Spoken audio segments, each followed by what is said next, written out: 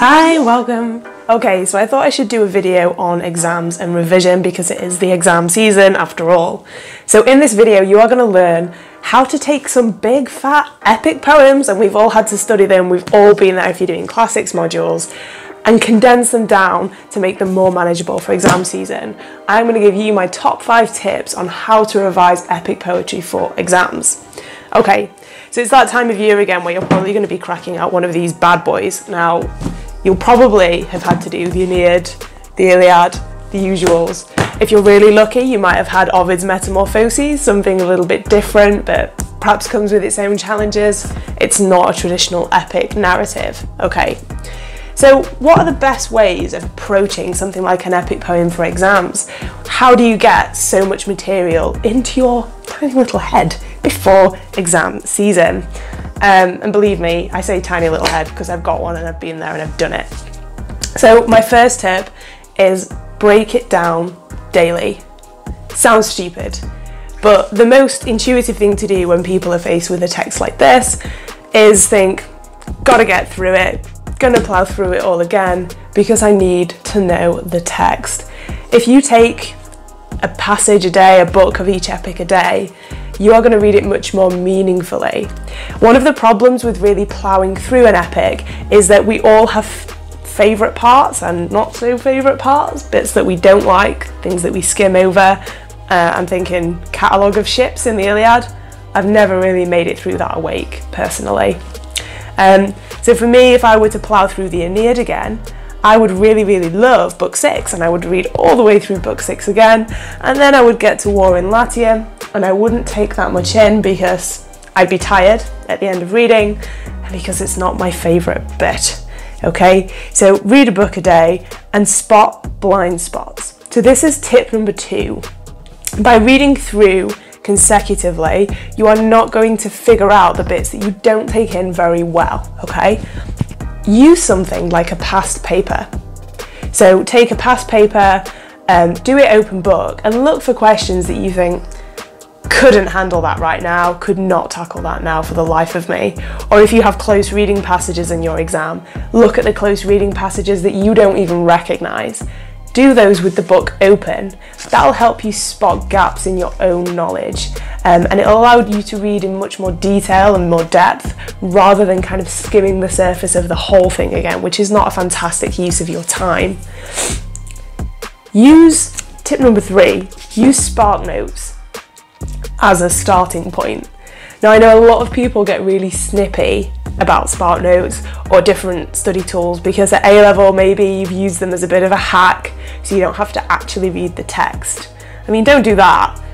Use them as a starting point so that you understand the premise of a book. It might be the case that you're studying classics for the first time at uni, for example, and you're studying the Aeneid but you've not studied the Iliad, so you don't understand the intertext between the two.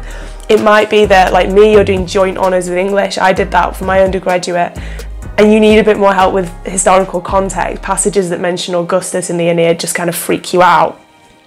Use Sparknotes to give you a little boost so you understand the premise and go from there. Don't ignore bits of the epic that you don't really understand the first time around. Okay, number 4. I've mentioned past papers before.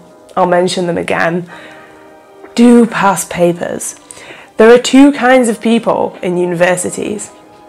People that like to do coursework people, and complete maniacs that like exams. And I say this as a coursework person through and through. I have never liked exams, I don't get it. The thing that's always bothered me about exams is that there's always that uncertainty. You could work really hard and you're a bit nervous about what comes out on the day, but you can get through an awful lot of that by improving exam technique and just reducing your stress levels. By my 3rd year, I'd learnt the hard way and I did an exam every week on a Sunday. I made a cup of tea and I did a timed past paper.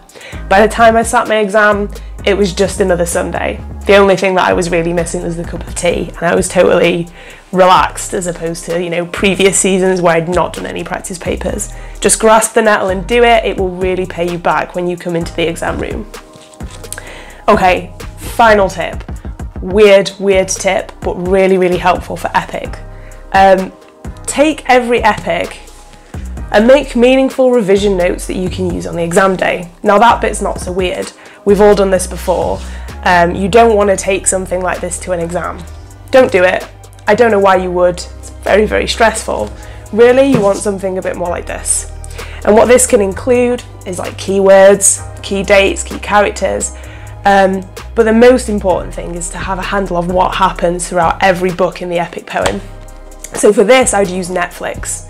Write Netflix summaries, okay?